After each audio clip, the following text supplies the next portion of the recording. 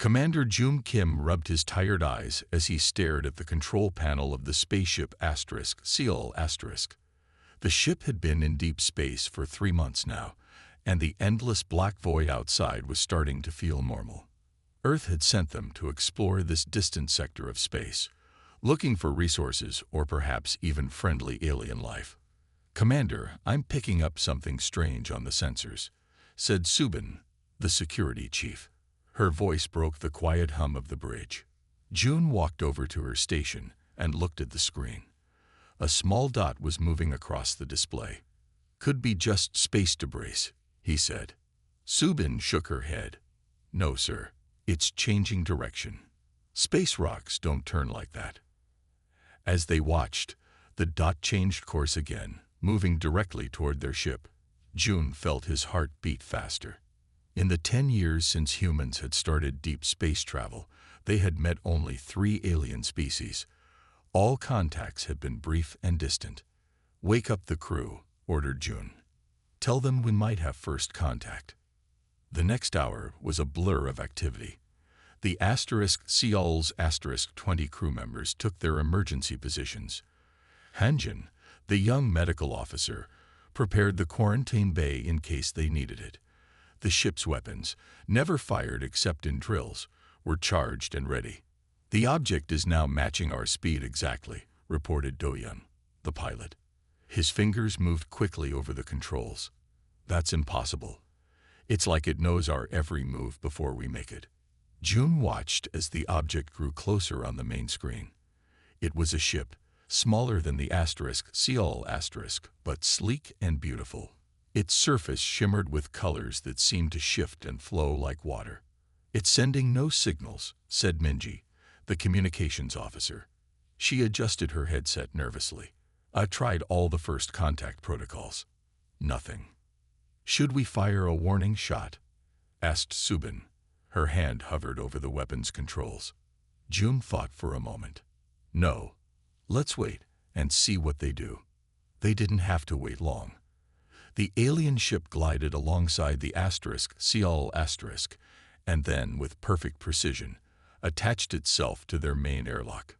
The bridge fell silent. No one had given the alien ship permission to dock.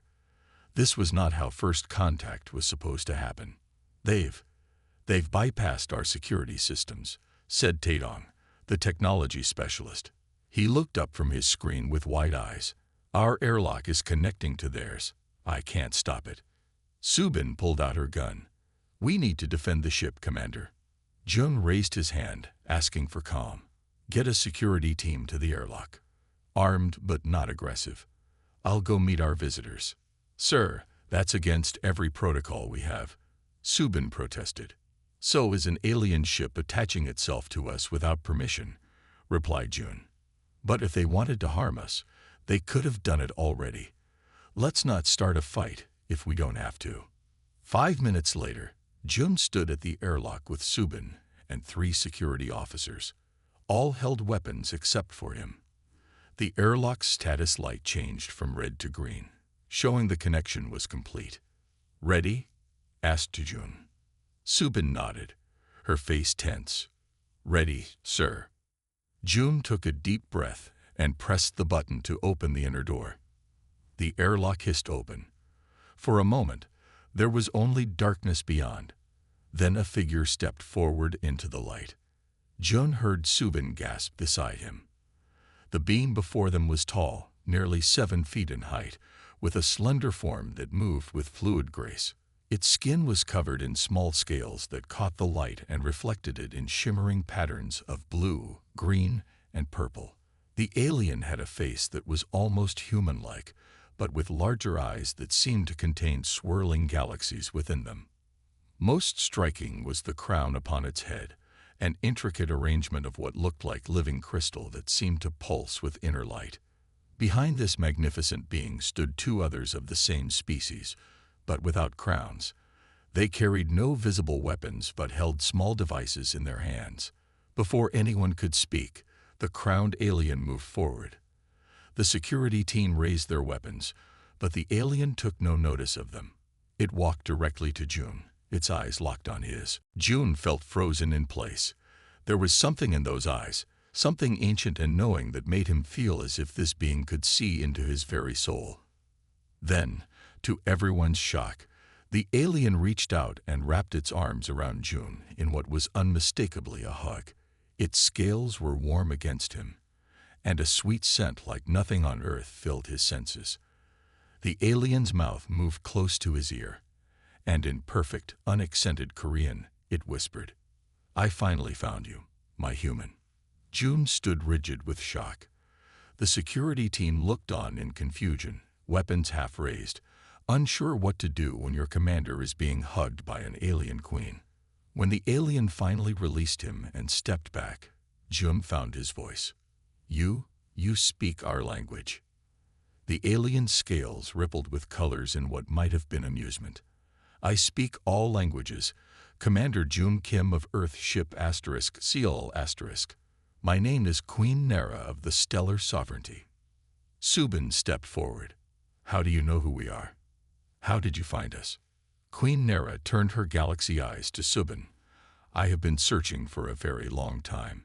Your ship's energy signature called to me across the stars." She turned back to June, particularly his. June felt a strange tingle run down his spine. "My energy signature.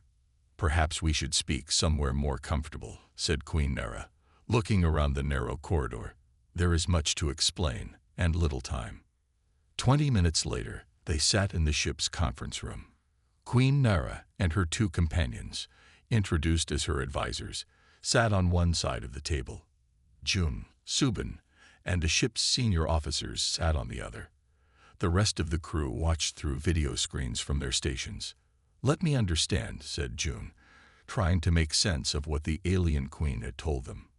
"Your people have been watching Earth for centuries." Queen Nera nodded. Her scales shifted to a deeper blue. "The Hanyo, my people, once protected this galaxy. We guarded younger species from threats beyond their understanding. Then came the Great War, and we were forced to retreat to the farthest reaches of space.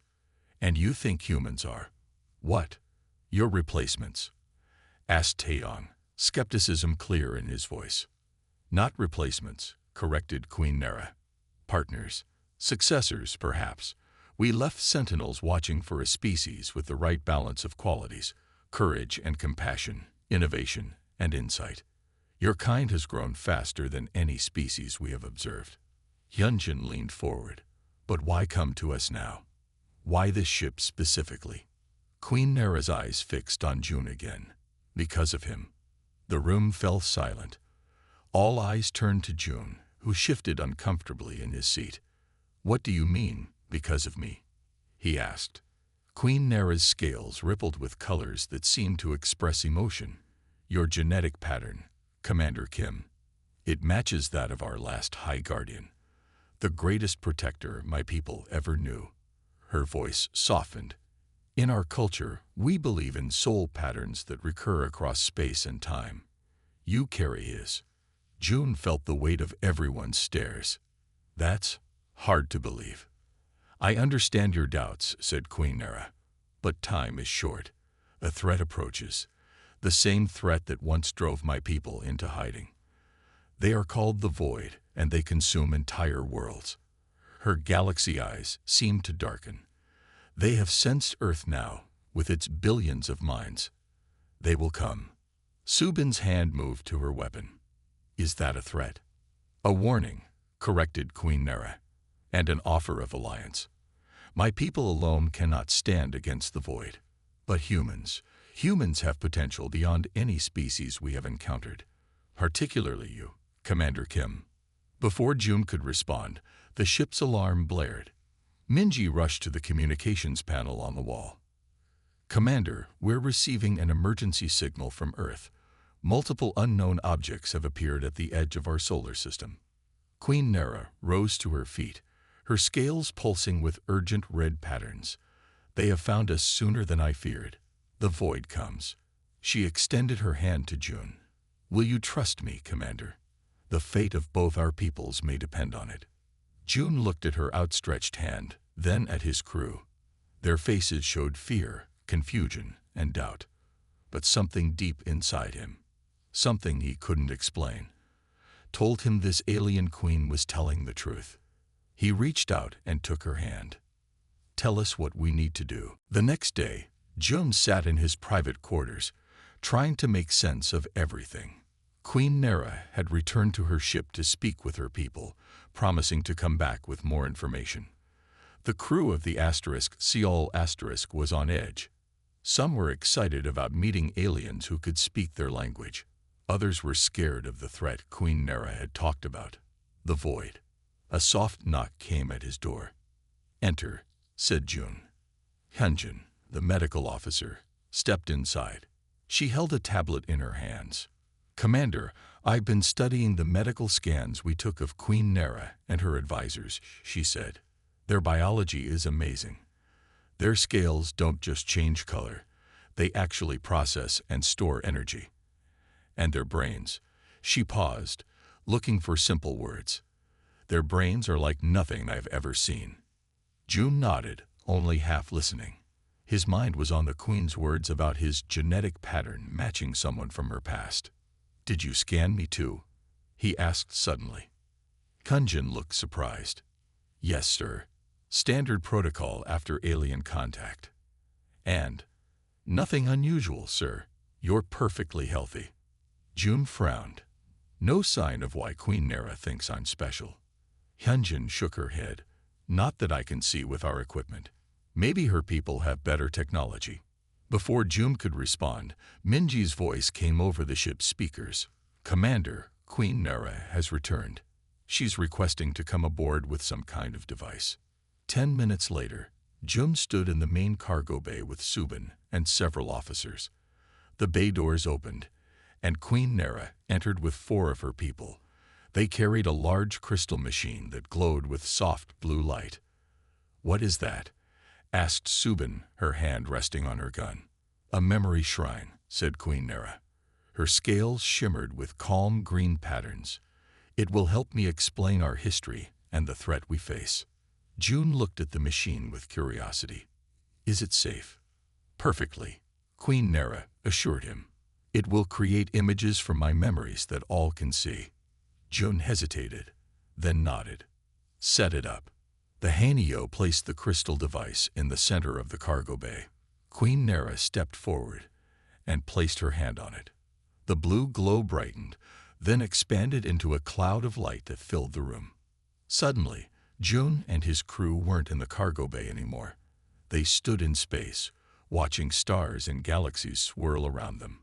It felt real, though Jun knew it was just an illusion. "This is how the galaxy looked when my people first began to travel between the stars," said Queen Nera's voice all around them. 10 million years ago by your counting." The scene changed. Now they saw beautiful ships, like the one Queen Nera had arrived in, traveling between planets. On each world, different alien species lived and grew. The Hanyo became guardians of younger species, continued Queen Nera. "We helped them survive natural disasters. We gave them knowledge when they were ready. We protected them from threats." The scene darkened. The stars seemed to disappear one by one, leaving patches of empty blackness. "Then came the void," said Queen Nera. Her voice was sad now. "They are not like us. Not like you. They do not have bodies as you understand them. They exist partly outside normal space and time. They feed on the energy of living beings, especially intelligent ones." The crew watched in horror as entire planets went dark. The beautiful Hanyo ships fought against what looked like moving shadows that swallowed light. "We fought for thousands of years," said Queen Nera. "But they were too many. Too strong. We had to retreat to the farthest corners of the universe to survive." The scene changed again. Now they saw Earth, but in the past. Ancient humans built fires and painted on cave walls. "We left sentinels watching promising species," said Queen Nera. "Humanity caught our attention. You evolved quickly. You showed great potential." The images sped up, showing human history rushing by. Cities rising, technology advancing, people reaching for the stars. And then we found you, said Queen Nera. The memory shrine showed the asterisk seal asterisk traveling through space. A ship from Earth with a crew member carrying a soul pattern we recognized. The image zoomed in on June. But it wasn't just June as the others saw him. In the memory, a soft golden light surrounded him, pulsing with energy that no human eye could see. The memory shrine dimmed, and they were back in the cargo bay. Queen Nera's scales had darkened to a deep blue. That was amazing, said Taeyong, the technology specialist. How does it work? The shrine converts thought energy to light and sound, explained one of Queen Nera's advisors. It cannot lie. It shows only what has been. June stepped forward. You showed us your history. You showed us the void. But you didn't explain why I'm important. Queen Nera's scales shifted to a soft purple color. In the final battle against the void, our greatest protector was the High Guardian Hoon. He discovered a way to push back the void, but at the cost of his own life. Before he died, he promised he would return when needed. She looked directly at June. You carry his soul pattern, his energy signature. Subin frowned. That sounds like reincarnation. That's not science. Perhaps not in your understanding, said Queen Nera. But energy cannot be created or destroyed. It only changes form. Some patterns repeat across space and time.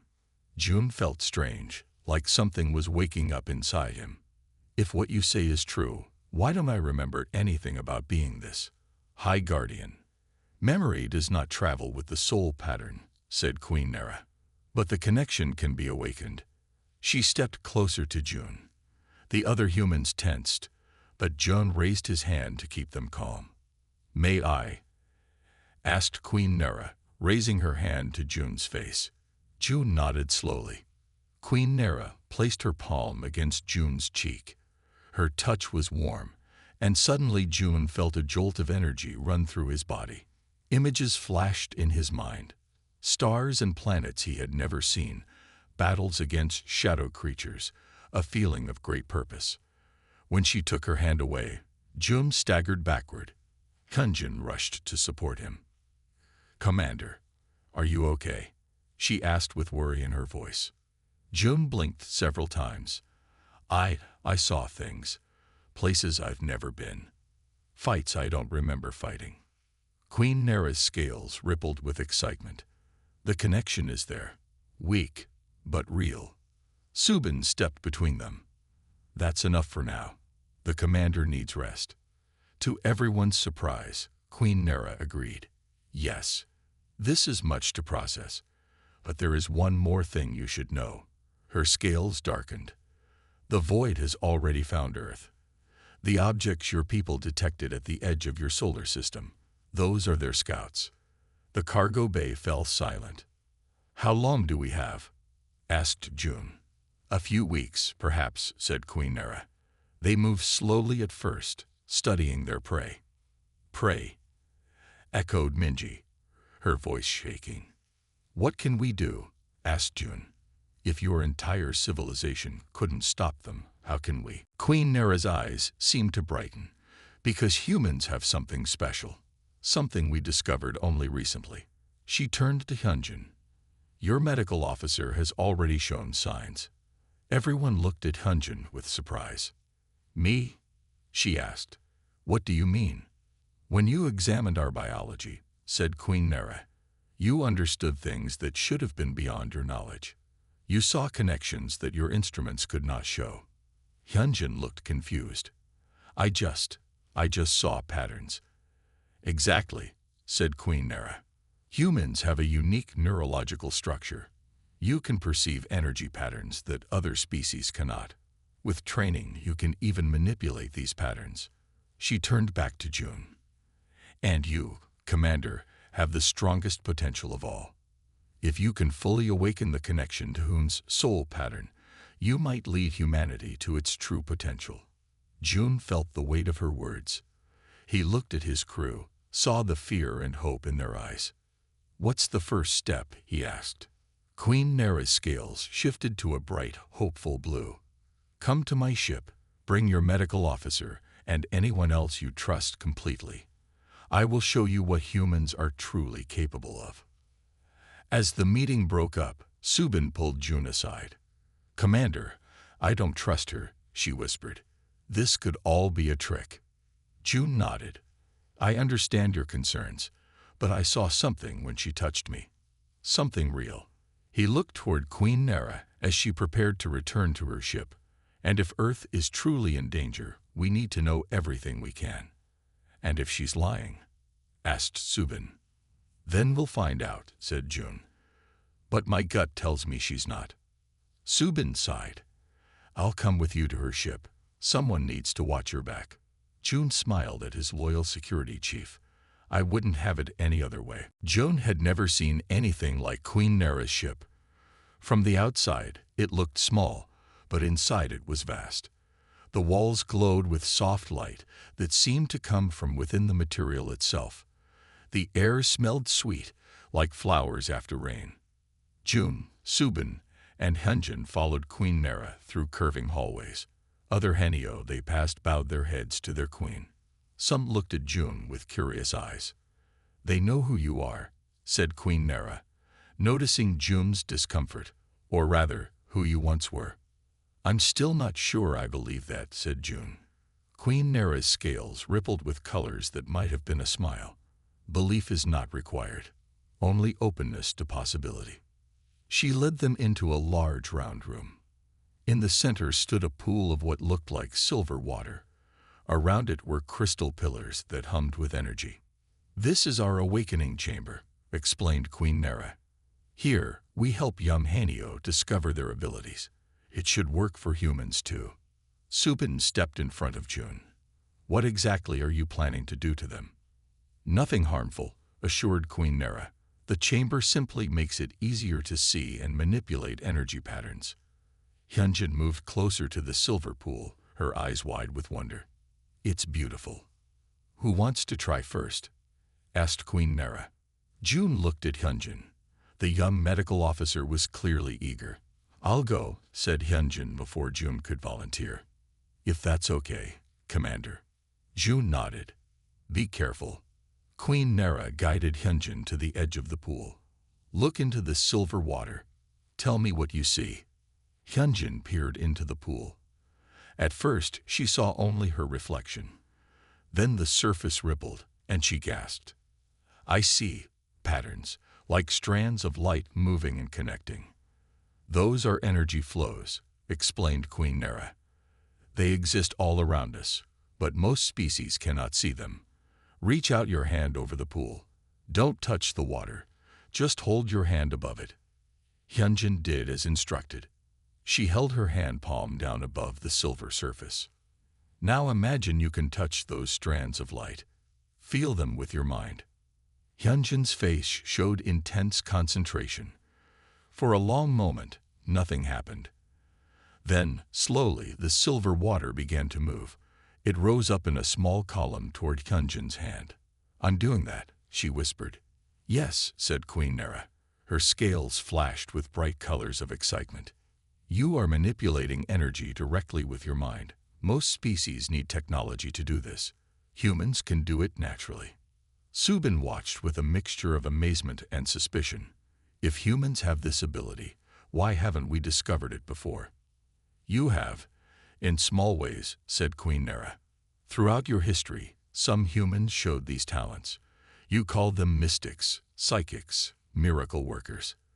But without guidance, the ability rarely develops fully." Hyunjin was now moving the silver water into different shapes. A sphere, a cube, a spiral. Her eyes shone with joy. "It feels right," she said. "Like I'd always known how to do this, but just forgot." Queen Nera turned to June. "Your turn, Commander." June approached the pool as Hyunjin stepped back.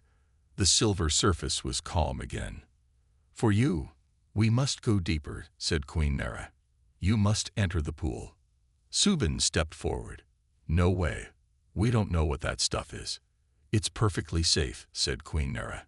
"It's a special liquid that enhances neural connections. It won't harm him." June looked at the pool, Then at Hyunjin, who was still staring at her hands in wonder. "I'll do it," he decided. "Commander," protested Subin. "It's okay," June assured her. "If this can help Earth, I have to try." Queen Nera instructed him to remove his shoes and socks.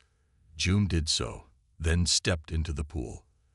The silver liquid felt cool around his feet and ankles, but not wet. It was strange, like stepping into thick air. "Sit down in the center," said Queen Nera. June walked to the middle of the pool and sat down. The silver liquid rose to his waist. "Close your eyes," instructed Queen Nera. "Focus on your breathing." June closed his eyes. He tried to quiet his mind, focusing only on the rhythm of his breath. "Now, remember what you felt when I touched your face. The images you saw, the memories that are not yours, but are part of your soul pattern." June thought back to that moment, the flash of stars, the battles against shadow creatures. As he concentrated, he felt the silver liquid grow warmer around him. It began to rise, covering his chest, his shoulders, his neck. "Don't fight it," said Queen Nera's voice, now sounding distant. "Let it in." The silver liquid covered June's head. He should have felt panic, the need to breathe. Instead, he felt peace. Inside the silver cocoon, he saw light. Patterns of energy swirled around him, through him. And then he saw more. He saw a tall Hanyo warrior standing before a massive shadow that blotted out the stars. The warrior wore armor made of crystal and light. He held a weapon that glowed with power. Kun. His name was Hum Asterisk. June somehow knew this without being told. He watched as Hun fought against the void, pushing back the darkness with pure energy that flowed from his hands, his mind, his very soul. Then came the final sacrifice. Hun channeled all his life energy into one last attack. The void retreated, but Hun fell, his light fading. As he died, he looked up at the stars and made a promise. "I will return when needed. I will find a way." The vision faded. June felt the silver liquid recede. He opened his eyes to find himself sitting in the pool again. Queen Nera stood before him, her scales glowing with deep blue and purple patterns. "You saw him," she said. It wasn't a question. June nodded, unable to speak. His mind was reeling from what he had experienced. "Help him out," ordered Queen Nera. Subin and Hyunjin helped June stand and step out of the pool. His clothes were completely dry, as if the silver liquid had never touched them. "Are you okay?" asked Hyunjin, her face filled with concern. I'm not sure," said June honestly. "I saw things. I felt things." "You connected with Hun's memories," explained Queen Nera. "The essence of who he was still exists within your soul pattern." "This is crazy," muttered Subin, but her voice lacked conviction. She had seen too much to dismiss it all now. "What happens next?" asked June. "Now we begin your training," said Queen Nera. "Both of you." She looked at Hyunjin. "We have little time. The void draws closer to Earth each day." "Can others learn this too?" asked Hyunjin. "Other humans?" "Yes," said Queen Nera. "All humans have this potential, to varying degrees. Some, like your commander, have exceptional capacity." "Then we should contact Earth," said June. "Warn them. Start preparing more people." Queen Nera's scales darkened. "It's not that simple. Your leaders might not believe. They might panic. The void feeds on fear." "They'll believe if we show them," said June. An idea was forming in his mind. "Hyunjin, what you did with the water, could you do that in front of Earth's leaders?" Hyunjin looked uncertain. "Maybe. With practice." "Exactly," said June. "We need proof. We need to show Earth what humans can do with the Hanyo's help." Queen Nera considered this. It could work, but we would need to move quickly. "We should return to the Seoul asterisk," said June. "Contact Earth Command. Tell them we've made a significant first contact and need to return immediately." As they prepared to leave the awakening chamber, Queen Nera pulled June aside. "There is something I haven't told you," she said quietly. "Something about the connection between us." June looked into her galaxy eyes. "What is it?" Queen Nera's scales shifted to a soft pink color. "In my culture, when two beings share a soul connection as we do, it is considered a bond that transcends ordinary relationships. Hoon was not just our high guardian. He was my life partner." June felt his heart skip a beat. "You mean?" "Yes," said Queen Nera. "In your terms, we were what you might call married. That is why I embraced you when we first met. That is why I said I had finally found you, my human." Before June could respond, Subin called from the doorway. "Commander, we need to go. The ship is receiving a message from Earth." Queen Nera's scales returned to their normal blue color. "We will speak more of this later. For now, we must focus on the coming battle." June nodded, his mind spinning with all he had learned. As he followed Subin back toward the seal asterisk, he felt different, stronger, more aware. And somewhere deep inside, he felt the echo of a promise made long ago among the stars. 1 week later, June stood in a large meeting room at Earth Command Headquarters. Around the table sat the most powerful leaders of Earth, military commanders, scientists, and government officials. On one side of June stood Queen Nera, her scales glowing with calm blue light. On his other side were Subin, Kunjin, and the rest of the seal crew. "Let me understand this clearly," said General Park, the head of Earth Defense. "You're telling us that these shadow creatures, these void beings, are coming to Earth to eat our energy." "Yes," said June. "They feed on the life force of intelligent beings, and humans have more of this energy than most species. And you want us to believe that humans have special powers?" asked Dr. Han, the chief scientist. "That we can manipulate energy with our minds?" Queen Nera stepped forward. "Words will not convince you. Allow us to show you." She nodded to Hyunjin, who moved to the center of the room. In the week since their discovery on the Hanyo ship, Hyunjin had practiced constantly. Now she stood with confidence. "What I'm about to show you is something all humans can learn to do," said Hyunjin. She held out her hands, palms up. At first, nothing happened. Then, slowly, the air above her palms began to shimmer. Light gathered there, forming a small ball of glowing energy. The room fell silent. The leaders leaned forward in their chairs. Hyunjin moved her hands, and the ball of light followed. She split it into 2, then 4, then brought them back together. Finally, she clapped her hands, and the light disappeared. "That's not possible," whispered Dr. Han. "It is possible," said June. "And it's just the beginning of what humans can do." He stepped forward. In the past week, with Queen Nera's guidance, June had connected more deeply with Hoon's memories and abilities. Now he raised both hands. The entire room darkened. Then, from June's fingertips, streams of golden light emerged. They spread outward, forming a map of the solar system. Within this map, dark spots moved slowly toward Earth. "These are the Void Scouts," explained June. "Behind them comes their main force. We have perhaps 2 weeks before they arrive." The leaders looked at each other with fear and amazement. "What can we do?" asked President Lee, speaking for the first time. "How do we fight these things?"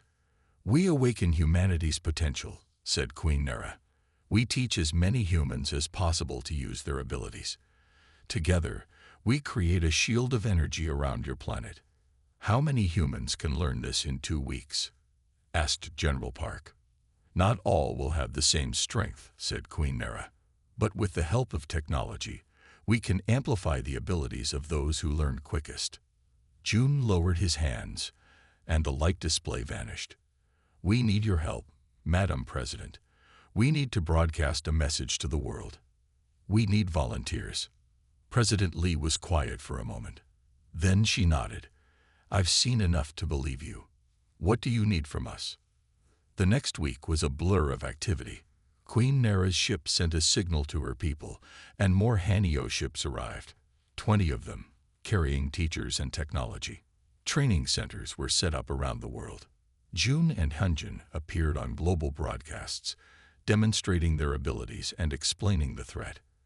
At first, there was fear and disbelief. Some called it a hoax. But as more people began to awaken their own abilities, belief spread. Not everyone could move objects or create light with their minds. But almost everyone could learn to see the energy patterns with practice. And those who could manipulate energy, about 1 in every 100 people, became the foundation of Earth's defense. Subin surprised everyone by showing strong abilities once she finally agreed to try. I had to be sure it was safe first, she explained to June with a small smile. Meanwhile, the void drew closer. The dark spots in the solar system grew larger. Earth's telescopes could now see them, masses of shadow that seemed to swallow light itself.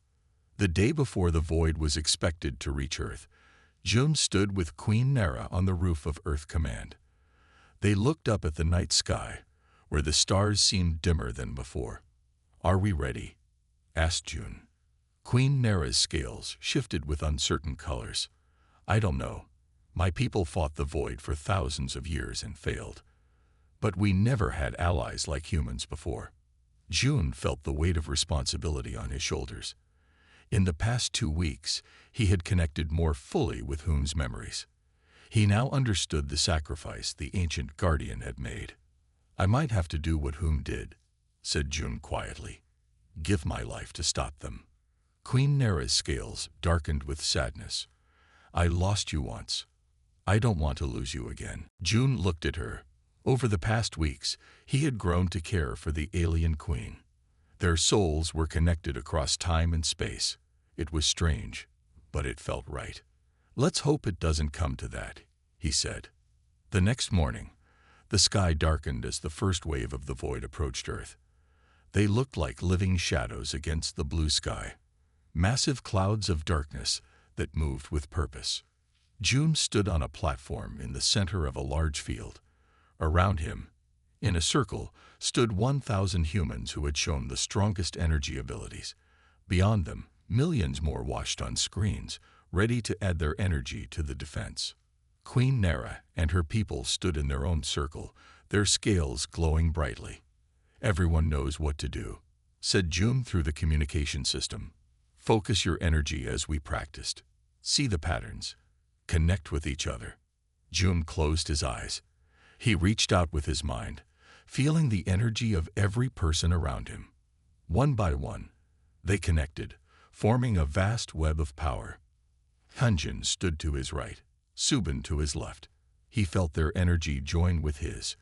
Hyunjin's bright and clear, Subin's strong and steady. "The void is entering the atmosphere," reported General Park from the command center. "Now," said June. Thousands of humans focused their minds. Following June's lead, they shaped their combined energy into a dome of light that spread over the city, then beyond, expanding outward. The void struck the energy shield. The dark shadows pushed against the light, seeking weakness. Some places in the shield dimmed as the void fed on the energy. "Hold steady," called June. "Draw strength from each other." But the void was strong. The shield began to crack in places. June felt Queen Nera's mind touch his. "You know what must be done, *" she thought to him. June did know. The memories of Hoon showed him the way. But this time, he wouldn't have to do it alone. "Everyone," he called out. "I need you to channel your energy through me. All of it. Together." One by one, the humans directed their power to June. It flowed into him like rivers feeding an ocean. The Hanyo did the same. June felt his body begin to glow. The energy was almost too much to contain. It hurt, but he held on. When he could hold no more, he looked up at the void and released the power in a massive burst. A wave of golden light shot upward from his hands, spreading outward in all directions. Where the light touched the void, the shadows screamed. A sound felt rather than heard. They tried to retreat, but the light followed them, breaking them apart. For a moment, June thought he would die, just as Hoon had. His body couldn't hold this much power, but then he felt hands holding his. Hyunjin on one side, Subin on the other. Beyond them, thousands more linked hands sharing the burden. And among them stood Queen Nera, her scales blazing with light. Her mind touched his. Asterisk not alone this time. Never alone again asterisk. The light expanded further, pushing the void back into space, chasing the shadows beyond the moon, beyond Mars, to the edges of the solar system. When it was done, Jun fell to his knees, exhausted but alive. The sky was blue again. The sun shone brightly. Queen Nera knelt beside him, her scales now a soft, joyful pink. "You did it," she whispered. We did it. Around them, humans were hugging each other, crying, laughing. Many looked at their hands in wonder, amazed at what they had accomplished together. President Lee's voice came through the communication system. "The void is retreating from the solar system. Earth is safe." June looked up at Queen Nera. "What happens now?" Queen Nera's galaxy eyes sparkled. "Now our peoples learn from each other. The Hanyo return from hiding, and humans take their place among the stars as guardians." She wrapped her arms around him in a hug, just as she had when they first met. But this time, when she whispered in his ear, her words were different. "I found you, my human," she said. "And this time, I won't let you go." Jun hugged her back, feeling the connection between them, a bond that had survived death and transcended species. Around them, a new chapter in human history was beginning. Humanity had awakened, and the stars would never be the same.